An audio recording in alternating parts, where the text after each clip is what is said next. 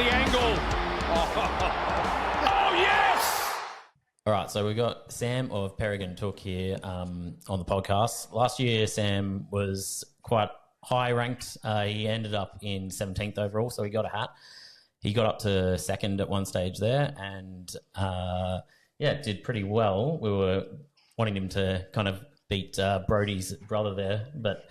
Hey, mate, he got a hat. It's good enough. Yeah, it didn't happen, but we're just going to get some insight from him on how he's doing this year and what his plans were. I know last season, Sam, you said the goal at the start was to try and not get any players over 1 million. What was your starting philosophy this season? I think I mostly followed that. Hang on, I reckon I can flick through my team here and see what we lined up with round one. I didn't have too many. I think the only top dollar bloke I paid for was probably Sheasel. Yeah. We had a couple of, obviously, yeah. I mean, magic number went up a little bit, I suppose, but a few guys over Millwood. We have Rosie, rest in peace, Sinclair, Goulden, Butters. I think Steele was just over. Tim English too, yeah, actually, that didn't turn out too well. Yeah, so probably a little more top heavy. I think part of it was probably the thing of best 18. So those rounds 2, 3, and 4, it can sort of, obviously you're dropping out 4 scores. So in a sense, it doesn't reward that good baseline score, on field, and being a little more top heavy can probably help there. Not that it worked out for blokes like English and Rosie, but and Goulden actually. So yeah. I think 3 of those blokes were gone within the first 3 or so weeks. Yeah, there's been a lot of carnage so far this season. So you've just mentioned a few that obviously a lot of players out there have had. How have you kind of navigated those, and have you had weeks where you're like, oh my God, I wish I had an extra trade kind of thing because you've just been hit with so much? Oh shit, yeah. I think everyone has. Yeah. Everyone wants an extra trade. Little doc. Yeah. No, I sort of keep a little doc going of who am I looking to get out and in, and honestly, I've had probably 7 or 8 blokes sitting on the trade out pile. It's literally, if I had last week and probably even this week, if I had 7 or 8 trades, I probably would make them, which I've genuinely, I can't remember being in a situation like that before. There's just been a pile up of, injured players and rookies getting dropped. And I don't know, just I've got so many blokes I'm trying to get rid of. Still got freaking Brian Myers this week that yeah, got a mystery ACL. It's somewhere between 2 weeks and 12 months. So yeah, there is no what's going on there. But yeah, no, honestly, I've caught more bullets than who was that bloke in RoboCop that got shot 600 times before they turned him into the RoboCop? So like that, yeah. Yeah, no, I think when that happens, it's almost you've got half a dozen blokes you want to trade out. It's just kind of prioritizing, if you've got a bloke that's premium priced that's going to miss a lot of footy, that's a pretty easy one. But honestly, I think I held Petruck. I didn't even end up trading him because I had so many other injuries to trade. So that's one where it's okay, obviously I'm going to hold the bloke that's, 3 weeks versus, obviously trading out the blokes that are Rosie who's out, for 4 months kind of thing. So that's just part of the prioritization. And I guess, probably leaning towards culling the more expensive guy when it comes to players that is not playing because, you can turn them into some more immediate points. Yeah. Well, Josh will be happy with you saying that because he did the same thing. Yeah, it's a little proof of concept. I'm glad that you said you helped Tracker, so I feel a lot better about that. Yeah, I mean, that just goes to show the shit show of the season we've had any other year, and clearly you're trading a bloke who, I think he was listed 4 to 6 to start off with, and it was just, had to hold 1 week, and then suddenly it's he might be back in a couple, but normally that sort of would be just an instant trade, but we had so much other shit going on that, you kind of just have to, trade out the absolute worst, the longest term injury first kind of thing, but that was just kind of, very unusual holding a bloke for 3 weeks. Yeah, that it's just part and parcel of this season. Hey, I think we've had the most hamstrings ever at the start of the season. Yeah, well, mind you, we say that most years though, but this year is just carnage for everyone. And I think some of the people in the top 10,000 are probably there by luck. Let's be fair. Just, like Ryan. Yeah. But how's your money going this year, Tam? I know you you cashed in, I should say. Yeah, you should be. I know you did well last year with it. Are you looking pretty good this year, or you feel like you're a little down? Where are we sitting? So I think after trades this week, so I've got a shitload of money sitting in the bank. I saw you had $1 million in the bank for last week. Yeah. Yeah, honestly, that has been rolling on for longer than it should have. But it's we do talk about that sometimes. If you look at, I'm going to carry $1 million to next week and spend it, and it's just it's never gotten spent, and it's That's obviously like losing out on points, but it is an interesting one. I do feel like we were talking about ranks before. Like, I do reckon like there will be a lot, even compared to other seasons, probably a lot of change like from here through to the back end of the year.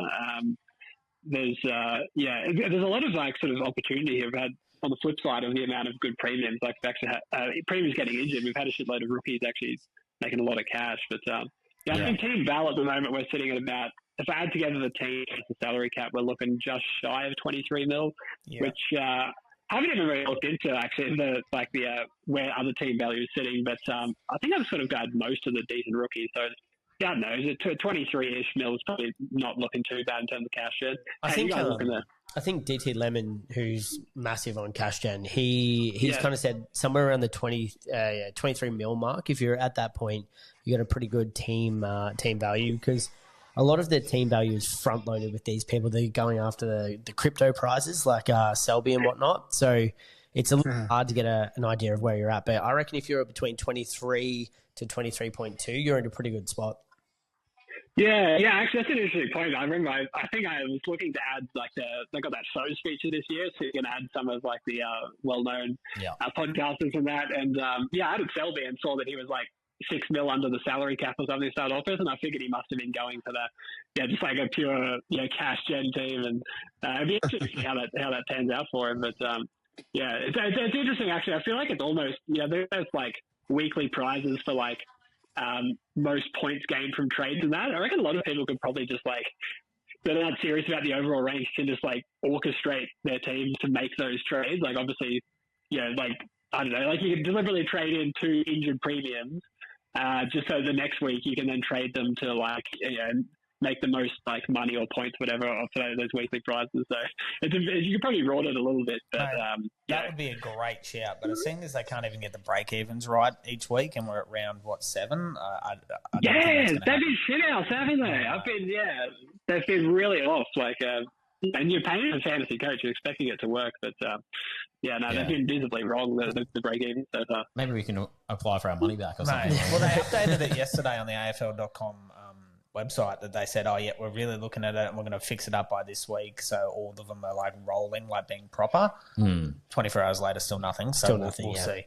I just had a quick look at the team value. So there's a great page on Twitter bit in that. And so they've got the team values. So first for team value at the moment, 25.08 million. Their squad, that's insane. 0.43 with 8 mil in the bank, 8.64 mil in the bank. I just looked at Shelby's. He's at 23.872, and he's got 9.35 in the bank. Yeah, he's 81st overall. Wow, it's crazy. Jesus. Yeah, that's insane. So that's 25 mil, and then not including the 9 mil in the bank. That's Jesus. Yeah, that's insane. No, that's including. That's total. That's including, right? Yeah. Total value, right? Yeah, okay, yeah. It's just that's but I tell you, I mean, even if I'm like I'm like 23 total. Yeah, they're looking at like 20, 25-ish. But I think that would obviously be the play to do it. If you're purely going for that, you're going to just load up on rookies and not really care about your score early on. Yeah. So your top 10 then, or around about top 100 for team value, if you're 23 mil. Nice. Oh, geez. Well, that's not bad. I think I'm a bit short of that. I'm just a ballpark in here. It must be about 22.8 something probably. We like to round it up. Round it up. Yeah, round it up. I'd like to round my hat last year to the nearest 100 or so. Yeah, perfect. 0. Yeah. That's Paul, that bloke last year. How sick was he? Getting stripped of the car. 16th, didn't you? Because Brody, I can't remember his first name. Brody Grundy's brother. Kieran, is it? Kieran, that's it. Kieran Grundy. He got disqualified. So you're technically 16th, not 17th, mate. Yeah. So I've got hat number 16, even though I've finished 17th. So I guess everyone just moved up one in the prize of it. Yeah. Just before we jump, I guess, into wearing it. Yeah, that's what I was going to say. Like, before we jump into, I guess, talking more about your team, how's it feel to have a bloody hat, mate? Honestly, I haven't thought about it as much as I should have because I bloody never wear it. I was just thinking now, I need to bloody put it on when I do my trades each week. Are your mates deep into fantasy, or are you kind of the only one into it? Oh, really? Yeah, I don't have that many mates that play it, unfortunately, so you don't get much. You don't get the social credit. Yeah, that's right. Obviously, yeah, you're in like the online, the Facebook groups, the hat chat, and all that. So you get to talk a bit of shit there. But yeah, no, there's no point wearing it because no one's going to know what it's all about. There's going to be, look at this bloke with a 16 on his hat. Yeah, you wear it down the street. I might give the nod though. Yeah. I'll just say it's a Jonathan Brown fan or Cam Rayner fan, I guess these days. Around the 16. I'm just looking at your team for this week. What are your plans for this week with trades? What are you thinking? Well, like I said, just there's so many fucking blokes that still have to go. Like, obviously, Myers, I mean, we traded him last week if I knew what the real story was. So, Watkins, I traded him, so he's basically, he's just under $1 million, Myers, and it's like, well, I had $1 million going into the week, so it's like, I'm not even going to get close to making that up. Like, so, yeah, I mean, I need to fix up the forward line. Like, Jesus, I think I had to field Movement and Lombard last week. Like, yeah, I will. Like, how's this? I've put in bloody Fawcett from Richmond, and he got a donut, and he played 85% time on ground. So 85. That's like, that's Ollie Holland. That's a lot of Holland territory right there. That's another story. Donuts. Maybe let's not do that. Yeah, let's not go down the rabbit hole that is that. So you obviously got a lot of cash. Who were you thinking to target this week? Well, I really got to bring at least one premium there, ideally too. So I don't have Messiah yet, and I freaking good target. I think honestly, I don't think I owned him until like the last 2 rounds of last year, and he dropped like an 80 and a 90 or something. But he was basically like, I think he would have cost me like probably a top 5-10 finish not having him. So I'm considering he's sub $1 million, and they've got a pretty cruisy run coming up the Saints. So he'd be one I'd be keen to get on. I got at least one sort of forward line link in the midfield, so I'd probably trade Myers to him, and then. I just need to fix up the forward line between freaking like Lombard, Watkins, Dev Robertson still sitting there, and like I need to get another forward. So that's an interesting one this week. Like, I think everyone's forward line is probably looking a bit scared. Oh, it's rubbish at the moment. Yeah, forward line is hard to really get some good. Nah. Yeah. I mean, have a look at your forward line here as well. This is something that I need to start looking at. I'm similar to you. I've got Sheasel, Petrarca, Lombard, Rochelle, and Flanders. Those first 4 all on the round 12 bye. So we've got to kind of start thinking about what comes up for that, because that's 4 of your forward line out. Yeah. It's only I've probably only just this week for the first time started like thinking about the mid-season buys. So it's definitely you want to have some plan for it. Although I do feel like there's been plenty of times over the years where like I've lent one way in a trade and I kind of wanted the other guy purely for structure, and it just hasn't really. In the long run, though, you've just underperformed to the extent that it wasn't really worth it. Like, I think that was one thing that left around back in about round 3 this year. I had like 5 defenders missing, and like I was like, I need a defender. I'll get Zorko, even though I thought he was a bit overpriced. And I really wanted to get Baz that week, but it's just like I was telling myself my team needs a defender to go from like 18 to 19 players or something. But like in the end, it was just should have just got Baz and fielded 18 for the week. Like there's definitely a trade off between just getting good players versus sort of maximising bodies on field. But you're right. Lombard won't be there. I won't be counting him by then. But Petrarca, Shees, Rochelle, I suppose you can stash one of them in the midfield. It's only really Butters there in the midfield. So, I'll probably be able to navigate it. Yeah, starting to have a little bit of an eye on the mid-season buys in terms of who I'm trading in. Sort of I'm probably maybe my lesson the last few years is not to obsess over it quite to the same extent, and just sort of good picks first, and then try not to completely break your buy structure. You mentioned one guy there, Zorko. Now, I know you had him last season, and I know you're a Brisbane fan, so like you're probably wanting to jump on him this season, but he obviously went down with the calf last week or week before last, sorry. What were your plans there? Were you just like, I'm just going to trust him even though he's 37 years old? And he's long overdue for one, unfortunately. Yeah. And do you know, have you any inside information on who his physio is? Because I need to they do good work. They do good work. They do great work.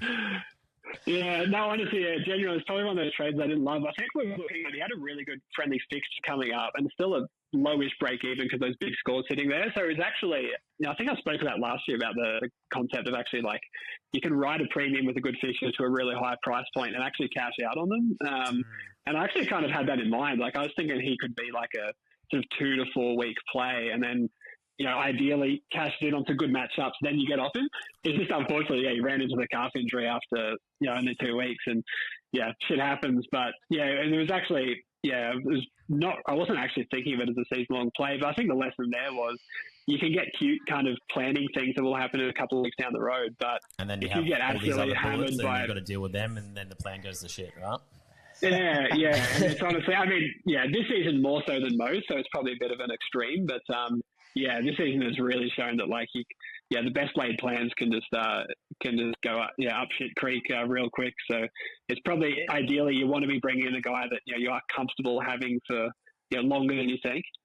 I think that's a great point you make, because I think we all, and Hawker, you've done really well at this, forecast kind of, okay, this is the idea that we have with what our next 3 weeks look like or whatever. I know that last year you kind of spoke about that around how you were getting off players once they'd kind of done their job. Did you approach the pre-season or not mid-season, early buys any differently this year than last year? Because I know you said you skipped Baz because of the structure. But did you approach it differently? And if so, if we in the same situation next season take out all the bullets we've copped, what's the approach? The approach, well, I think if I was to trust the wonderful Caroline Wilson from what I saw today, by all reports, opening round is officially dead. So there's a very good chance next year there will be no opening round, and there will be no early buys. That is very true. So at least from what I heard, that appears to be the case. But it's been interesting. I think this is the third year we've had it. It's opened up a lot of interesting strategy around both, obviously getting the free hit of certain players, getting a look at them, and then navigating the early buys. But all in all, I think I'd be probably happy to see it go. I think it makes teams a bit too samey. I think there are players that. Yeah, and you're on both ends of it. I wouldn't have started Connor Buderick, but I saw the role opening round and started him like everyone else did. But on the flip side, there are guys like Jai Sarong and who I think were acting a bit more. I'm not totally unique, but there were guys that a lot of coaches that weren't going to start them. Even Lockie Jacks, there were some of these rookies were a little, maybe sort of 15, 20% of teams, and then bang, they're in 70% of teams because they turn up and play well opening round. So it's kind of, it kills the uniqueness a little bit. And I don't know, even sometimes you're keen on a guy and you're sort of scared off by a bit of a poor game. I think I had Riley Bias and he dropped a 60 or 70 or something, and I sort of looked elsewhere and he ended up being pretty good. So you can you can punk yourself out a little bit at times. So I'd be happy to see it go, to be honest, but yeah. That was just Gooden going out, and Bice decided to be like, I better step up and do something here. So that's just another bullet for you to cop, unfortunately. Yeah. So, but all in all, I think I don't know. I think I'd be happy to see it go. But in terms of strategy, like I said, maybe it was prepared to go a little more top heavy just to favour the early buys and best 18. But in general, I think this year has favoured guns and rookies more than. I can't remember a season that has actually panned out so well for guns and rookies, especially if you avoid the premiums that get injured. Yeah. 100%. Yeah, I think you're so right, because the amount of cash that our rookies are generating as well is just they're scoring okay, and they're generating so much cash that it's giving the people the ability to upgrade really quickly. So it's kind of taken away a lot of that value. It's still a value game, but definitely agree that the guns and rookies is probably had its best year in a long time. If you pick mid-price break-evens. Yeah, exactly. If you pick the right rookie to get on this season and go no mid-prices and guns, you probably are doing pretty well. Yeah, well, they'll be the teams that are at the top. Yeah. Yeah. And that actually, it leads to an interesting point because, it's having this many rookies who are, about to push over the 600K mark. Yeah. Usually, we get a few of those, and it's they were the rookies of the year, but there's been a heap of them, and it's sort of I think we'll see teams completing a bit faster. But I think the interesting point there will be, okay, how do you go about that? I spoke last year about trying to be careful with your downgrades during the year, not getting onto those rookies who get dropped sort of straight away and filling up your bench. Yeah. But given just how much cash these rookies have generated, you can potentially look at doing that a bit sooner. And the flip side of that would be maybe, you commit to sort of continued cash gen and try to get 24, 25 premiums. sort of an extra one in each line, or at least across, defense mid forwards, like, sort of 7-9-7 premium setup, and then, whether you're running a loop. And also the other complicating factor with that is, the new 50% rule. Like, you can sort of you can commit to using a loophole, and then if a premium gets injured late in the round, you don't have that, that cover, like someone that wasn't looping would. So there's sort of a lot to think about there about, how many premiums you're going to try to get, how you're going to use that strategy. Yeah, that's an interesting thing, the 50% rule. And I know, like, this week was very interesting because a lot of people had ZZ Top as their captain loop, and then they went and panicked and changed it. And if they just left it on there, he actually would have worked out because he played under 50% time on ground. So it would have been a great loop option. Yeah. That's How many actual players have we had below 50%? You've had Philippou, you've had Zorko, Not Tim English. Not Tim English by Not Tim English. Yeah. 4%. You've had, like I said, ZZ Top there. There's not many though, is it? Not many, no. Yeah, and that's the sort of one where, like, I think that's the reason as a Lions fan, and as a Lions fan, like, with the late change of Fort going out, it was pretty obvious, like, ZZ's role was just going to be that, like, bench warmer, like, chop out ruck. Yeah. I personally would have been really confident that he was going to go sub 50, but you still got to have big balls to captain a guy, just and praying and that hope. he doesn't. Pray he's going to not get 50%, and you're going to get stuck with a 50 score or something that's doubled. Yeah, That'd be great, eh? Interesting one, and for sure. I mean, guys, it would have helped me last year when freaking. I think that was. I think when I was sitting second, I think I captained Nick Martin when he did his ACL. And that was sort of all the right. But that Martin situation is what they're trying to achieve with this rule, and like it hasn't been used this much this season, and mainly for the fact that there's no sub. So I think it's doing its job. Like if there was still a sub rule, then you'd be like, oh my god, this is like not a great thing. But I think given they've taken away that sub rule, I think it makes sense. Yeah, it's an interesting one. I wonder if we could end up sort of in the Supercoach realm where there's basically like you've got that flex position that's just like technically on field. So and it's 23 best 22 each week. Yeah, like utility moves into a flex. I think maybe. Yeah, it'd be interesting to see how they go about it going forward. But we'll see how it plays out. But I definitely think at some point this year, especially with the amount of cash and teams will be able to get additional premiums, will be like running the loop versus get caught out by sort of a late round injury and you don't have that emergency. You've already committed that emergency to cover like a red dot on field and then don't get the cover. So strategically it's going to be interesting to see how it plays out because we're going to have some very, very strong teams in terms of premiums on field and also on bench, I think, by the end of the year. Yeah. Well, actually, I've got three names here, Sam.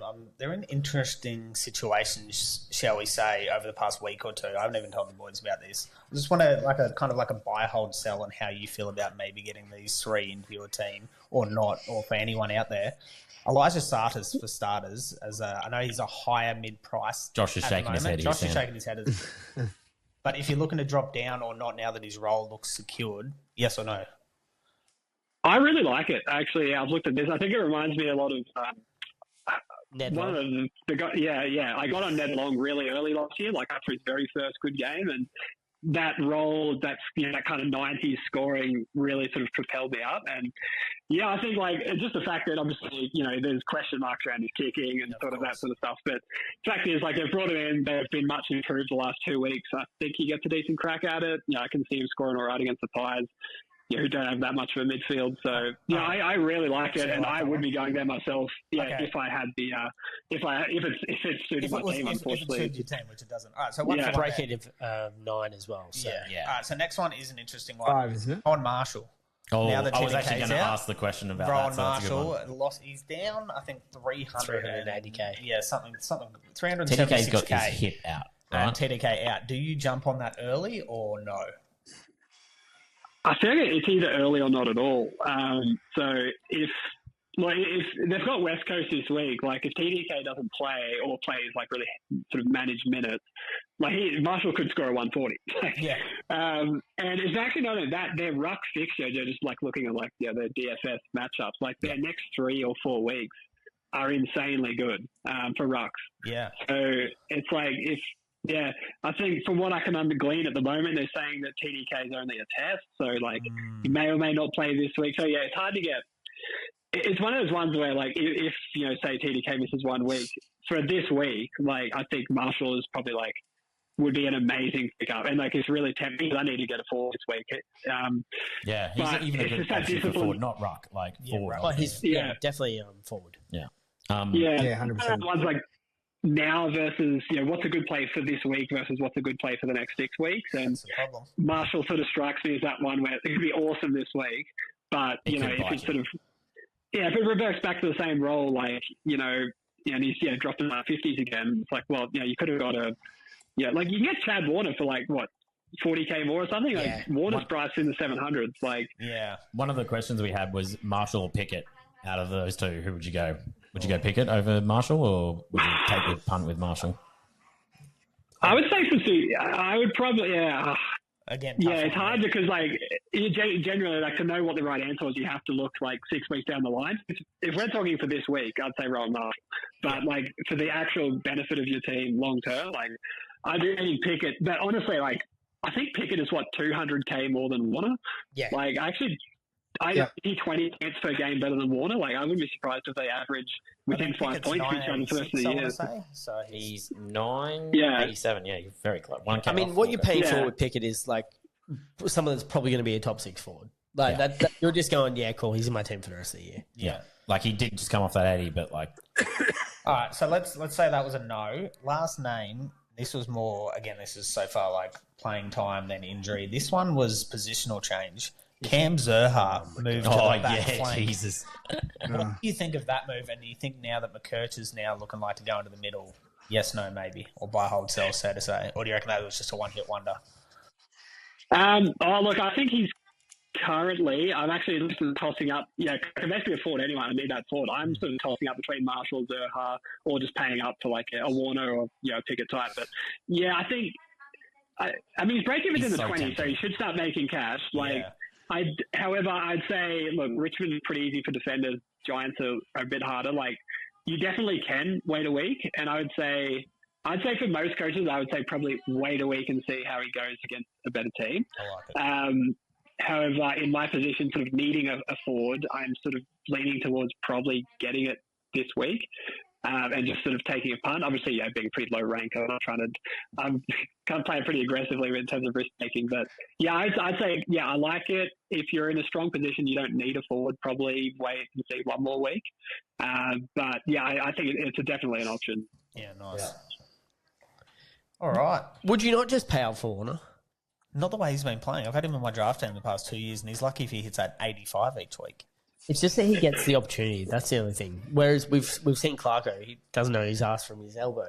Yeah. He's willing to move people opportunity, around. I would back McInerney over him. I'd back Bice over him. I'd More back expensive, Sheldrick though. over him. There's just so many other. And Heaney's out this week too. He's out this week. Yeah. Unless Warner's finally got, mind you, the times that Heaney and Gooden have been out this week, Warner's still not stepped up. So Yeah. hard. That's why I'm looking at those the lower price forwards. If you're still looking at your forward line, Murphy Reed's probably now too expensive for most people. Yeah. So it's But all right. The hardest thing is you've got to have a really strong I think- defense and mid, and your forward line might be rubbish, or it might be where your value picks are. Yeah, I'll tell you what, one thing that's really annoying, actually, it was the timing of Murdoch. Yeah. Because he would have gotten forward He would have status got a full and, stance if he played one more, yeah. yeah. And that would have like, my team I'd be trading into the guys I really want because, I tell you what, that's sort of an interesting one, like, because guys are looking at, obviously a lot of people are saying, do I pay up for, $1 trillion to get Baz or Dacos or whatever? And like, there's some genuine value, like, both now. I mean, look at this week. Like, what, Nass is under $1 million. Yeah. Freaking McCluggage, Dunkley, Caldwell are all sub 900. Bond next in 2 weeks' time. Yeah, coming up soon. Bonds, Noah Anderson, English, Storko. When those guys come back from injury, they're going to be getting real cheap. So, like there's a lot of value now and coming up really soon. Bond, if he plays this week, he's got the Jordan tag as well, right? So he's probably going to drop cash even if he does play, right? Well, he's named. He is green lit. He is green lit. Yeah, it could be a but that's late out. out. Yeah. Yeah. Yeah. Dacos all over again. Yeah. Yeah, and there's again, it's that sort of now versus a month from now kind of balance because like I'd be, for example, this week like Gaunt could go huge against Samson Ryan or whatever.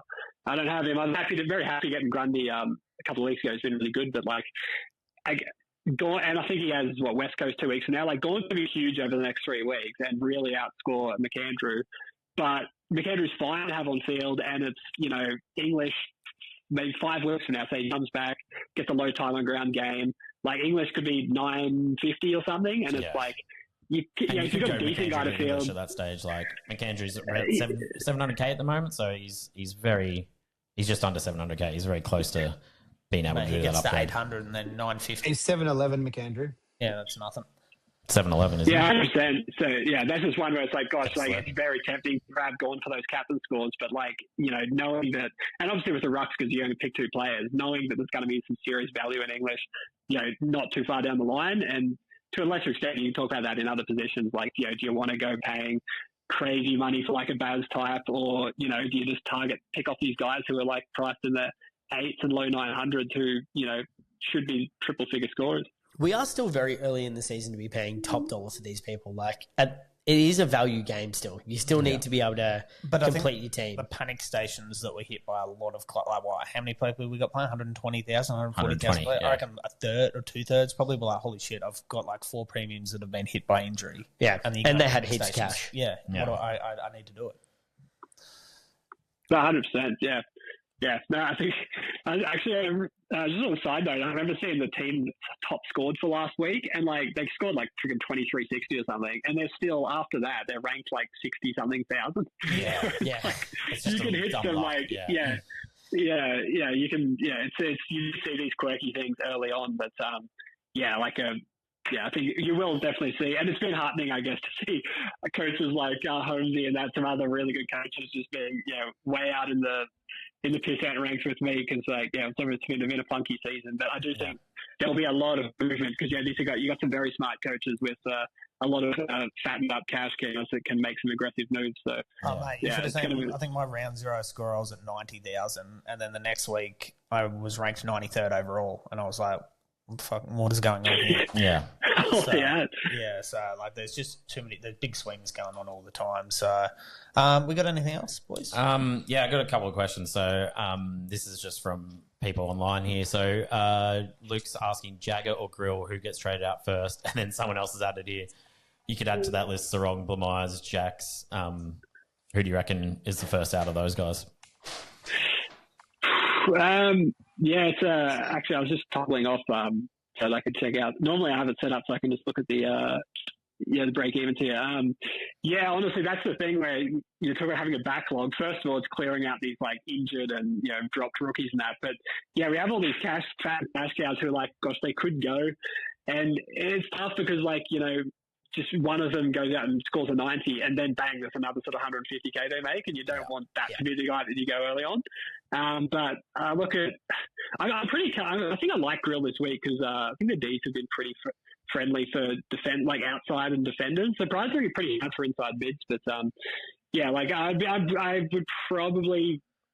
I'm looking at wing defenders now, and they're very green, Melbourne. So you sounds like out the door Grill with Vossi not knowing. Well, I got Smith out the door last week, so I'd not a bad play. It's just fascinating how Jagger looks like his first 3 games were all like 80s and 90s, and then his sort of 3 straights kind of around 50s, 60s. So it's like, if he scores a 90 this week, we'll be shocked. No, but it's like, it's hard to, but I would probably lean towards, I guess, trading Jagger.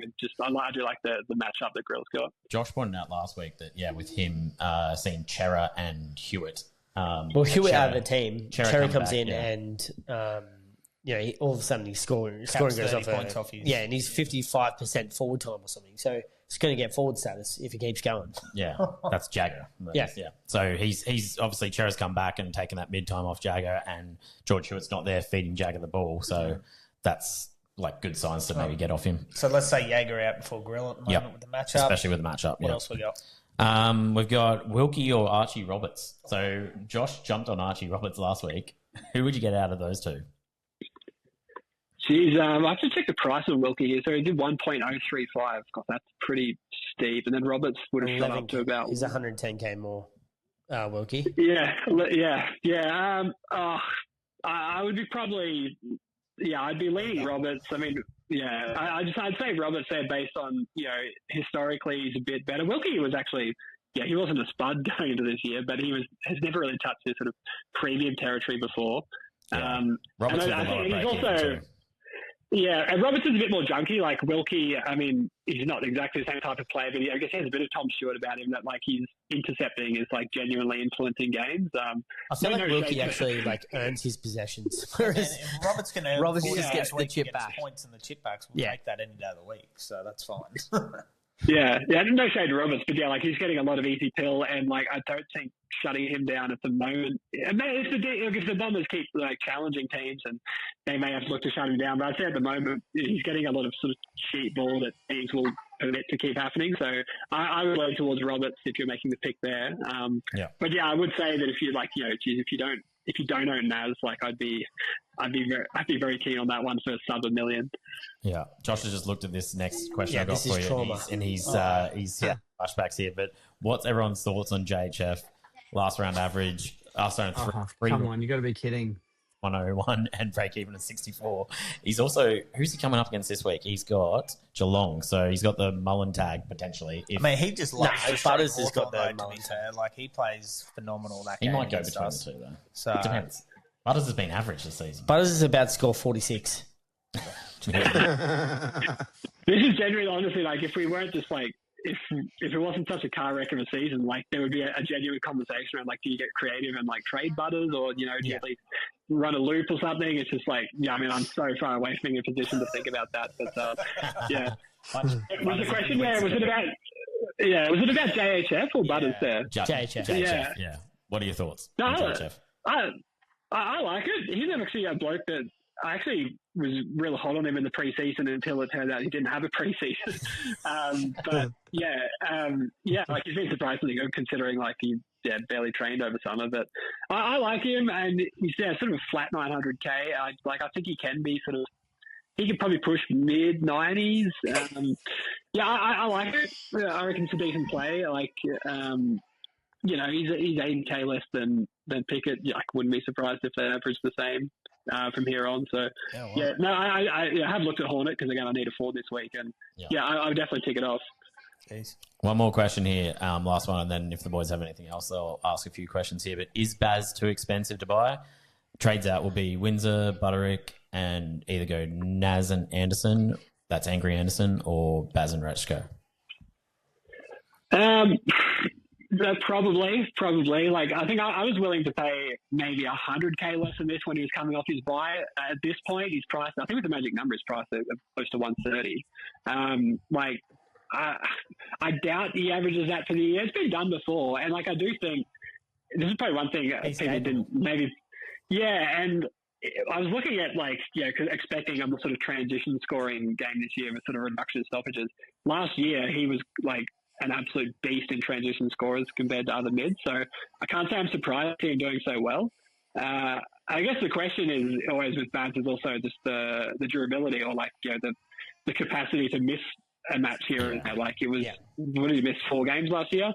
And often late changes and late outs and stuff. So I think English ended up getting more points in the season last year because Baz had so many outs, even though he averaged the most. Yeah, I'd say at this point, hard to justify. If you're in an extremely strong position, I guess, the argument for this, really probably the only argument for it, is the fact that we have captains. Being able to captain someone, if they are genuinely sort of ahead of the rest of the competition in what they're doing, then you're paying top dollars, no value there. But that captaincy edge can work. So I wouldn't talk anyone out of it, but I would say that there's probably smarter cash plays to go for, and it's probably almost a bit of a defensive pick. But I'd say if you're ranked highly and you're in a good spot, and the rest of your cash gen is solid, then getting him as a captaincy option, I wouldn't be against it in that case. But for you, it'd be like if he was down to say 1.1 or under, you'd be like, let's jump on that. Oh, 100%. Yeah, it's all relative. Obviously, you don't want to fall in the trap of saying, this premium's he's 950, he's better value than Baz at 1.1. But if Baz is 15 points better, well, like it's actually equal value. You know, he's priced 15 points more, he's going to be 15 points better. So relative value is obviously one to look at there rather than just the actual price tag. It's priced against what you think they're going to do. That's the term, guys. For everyone listening out there, relative value, that is exactly what we like to hear. Yep. I don't know. The value's in his points, and I can't afford not to have him on my team. This is coming from a guy that's a trust your gut guy, Sam. Trust your gut, yeah. New slogan, trust your gut, yeah. Anything else, boys? Questions, Ryan? No, sorry. I just had my daughter screaming in the background. She wanted my attention. Oh, yeah. I've got a question for you from Ryan, okay? This guy's ranked 4,747th, and so he's not used to being here. His trade's out for the week. What is he going? He's going Bont out, or he might have changed this now that he's named, but he was going, what are you going, Ryan? Bont out. Bont and Zorko out for Robertson Anderson. Does that value gives me a meal for next week? And Zorko. Bont and Zorko out, and he's looking at Robertson Anderson in. Yeah. How does that sound? I'm assuming that's, yeah. Honestly, Angus Anderson, he's I think he's looking pretty solid. I think they get a couple of mids back in this week, but he's got a solid role. I was happy enough to get on last week. So you say, obviously, you're freeing up cash there because you're trading out 2 primos and the rookie coming in. Just be aware, as we said earlier, you can, God help us if it happens again, but if there's more carnage, you may find that you're locked out of that money. But I actually hopefully, if we get a week where there's no premiums getting injured, I actually think it could be a great spot given some of the value premiums we've discussed and the value on these rookies. A double upgrade week is really feasible if you carry in some money. Like you are. Yeah. You can easily turn, let's say, I don't know, a Jax, maybe you got DVP, a Jackson, a Jagger into, freaking a Dunkley and McCluggage, or in a few weeks' time, Bont is going to be really cheap. You can genuinely, if you do one of those weeks where you grab a good rookie and you carry in, so I don't know, 800K or something, a double upgrade week is very much on the cards. But you just have to be aware of the fact that, if you get more injuries, that can keep getting put on the back burner sort of week after week. Yeah. All right. Yeah, at some point. Yeah, I've still got one non-player on my bench. Sorry, so Robertson's still there. I can't get rid of him. You're not getting rid of Robertson this week. I can't. It's 2 weeks. I just can't. Crazy. Are you potentially thinking of Ryan holding him with Bont maybe in, or what? I don't know yet. I'll see how my gut feels tonight.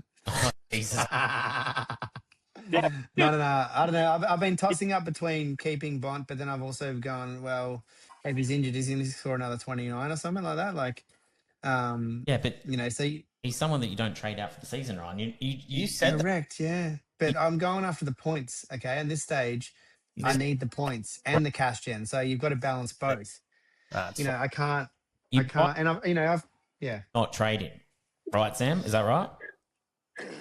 Well, look, if it makes you feel any better, I've still got Dev Rob as well. Again, that's the side of how much is. No, but I'll just say, look, he's over 500K. You want to be converting that cashing in on that. Yeah.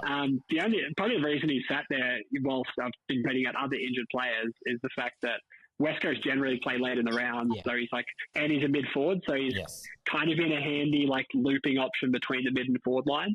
But it's not just because he's got 500K on his head. I'm not going to keep it that long term. He does have to go because you can make pretty good use out of that 300 grand. Yeah, I'm going to keep on going with trades, and I'm going to tell you my trades. So mine is Devrob out for Petrarca in Grill, or Carroll out for Angry Anderson in, or I'm going to move Steen forward and get Kalani White in for a loop option, and maybe you might play later in the year. What's your thoughts on that? Yeah, no, I can take that off. I think at this point, I don't think there's that many cash generating options at R3. I had the abject failure of Coleman Jones. I had a punt at that and it didn't work out. I think I might have by accident. I fielded him over McAndrew when McAndrew turned up, which was I think that Coleman Jones scored a 20 or something, and it was best 18. It cost me probably 60 points or something. But if there's, I think, at this point, and if you put in a Kalani at R3, is he going R3 or utility? Yeah. Are you going R3 or utility? Yeah, he's going to go to R3, and Steen's going to move to the forward line if I do that. Yeah. The thing is, like, it's not like locking you out. Like, if a cash cow does come along in the ruck line, like, you can just, because he's ruck forward, you can pull him out to utility and, get that cash gen R3 if you need to. So, I think at this point, like, ruck line is the safest play to use that red dot loophole option because there's only two guys that you're trying to cover. So, that's a pretty solid option. I guess the question would be, are there any good rookies you're missing out on? I think so. You said that you would get Anderson regardless, or yeah. So you're prepared to lose, like I think like a Retco looks all right, and with the injury to Banks, probably got some job security. So it's like the stuff is there. Can you sort of keep chasing that next cash generator coming along? But like I said, we've had so many rookies do well that it is you can probably sacrifice the spot. Yeah. All right. Anything else, boys? Yeah, one more question for me, selfishly. I won't go through my trades, but I guess for me, we've seen the defenders that have really been scoring quite well. Do you reckon it's more worthwhile trying to prioritize getting in those value defenders that are going to be, trying to punch around that, top six or almost close enough? Or should we actually be addressing, a weaker forward line? Because I find it really difficult at times to go, all right, where am I actually going to focus my energy in upgrading? Because the forwards, who knows? You throw a blanket over them half the time. But the defenders look like they've got some real scoring pedigree. Yeah, I think probably the most boring sort of calculated answer would be is just kind of estimate, like, what do you think that roughly, what will that on-field rookie score versus the premium, and sort of assess which one is the bigger upgrade. I know, like, in my head, like, I should probably be getting 2 forward premiums this week, but it's like, gosh, they don't sound as tempting as a Nas. But, like, we've got some, I've got like a Lindsay or maybe a Jack sitting on the bench. Like, so it can be tempting, obviously, getting that top line defender. But yeah, I would say, like, if you're playing for fun, I'd say get the guy that you like watching. But the most calculated way I'd do it would be, roughly, and it's pretty hard with rookie rule, try to estimate what that sort of worst on-field rookie is doing in your forward line, for example, and what the premium forward would improve on as an upgrade, and what the difference would be conversely in the back line between, like, say, a Nas and like a Lindsay or something like that. I mean, if Dylan Moore didn't decide to punch someone in the stomach. Hey, I told you multiple times Ginnivan and McDonald were better options. No. Did you listen? No. So it would have been him on field. But nonetheless, I guess we're going to have to get a defender in because I hate these forwards. No, I'm sick of them. I can't have Leo Lombard on my field for another week, and obviously Loman's been a bit disappointing. What a big mistake that was, because I saw at the start of the season, I think he was like 7 or 78% owned as well, Leo Lombard. Jesus Christ, we've messed up there as a collective. Do you know what's so annoying? Ryan's the only one of us that actually got Phoenix Gothard. No, I got him. No, you got him as well. It's absolutely smashed it out of the park. I'm like, what the hell's going on here? Ryan had him from the start, annoyingly. Yeah. Had him from the start, yeah. All right. No, he's been a big miss for me, as well as freaking Dersma, like Willem Dersma. Yeah. We all dropped him, I think, just before round 0, and then now look at him. Yeah, I had a look at him in the preseason. I didn't like it, and then he's just obviously just turned it on with Cashin, so that was a miss. But anyway, I think that's about it, Sam, we really appreciate coming on, mate. Probably went way longer than I expected, actually, but it's always nice chatting to you, mate. Really appreciate you taking your time out of your night here to come on and chat to us and give us some insight, and it's been fun. Hopefully we can check in with you later in the season as well, see how you're going. Hopefully you've climbed the ranks again. Yeah, that's fantastic, boys. It was a real good chat, and hopefully we'll be on again later in the season. Don't think we'll be in the hat race this year, but I don't know. I feel like you never know. You never know. It's only early. It's a marathon or a sprint. Impossible. Sorry. I mean, for me, it's going to take 20,000 coaches withdrawing from the competition, so I don't think they're going to do it. Yeah. Also, I feel like the sicko with me is kind of like, once the season is down the drain, it's like you kind of just want the bullets to keep coming. You feel like you can cop them all this year, then you can get back on the horse next year, kind of thing. But It's very true, but very brutal to say. I like it. Yeah, I don't know. If you can't laugh, you'll cry, sort of thing. Yeah. Exactly. All right, well, thanks for that, Sam, and good luck for the rest of the season. But we'll probably check in. Hopefully, I'd say 12 rounds, maybe. That'd probably be a good indicator, and we'll see where we're all at. Yeah, and we'll probably have after the buys. You're okay with that, so thanks a lot, mate. Thanks for your time again. Yeah. Cheers. That was a pleasure, boys. Happy trading. Catches. See ya. Happy trading, mate. See you, Sam. Cool. There we go. Jeez. Well, lots of insight there. Loved having Sam on.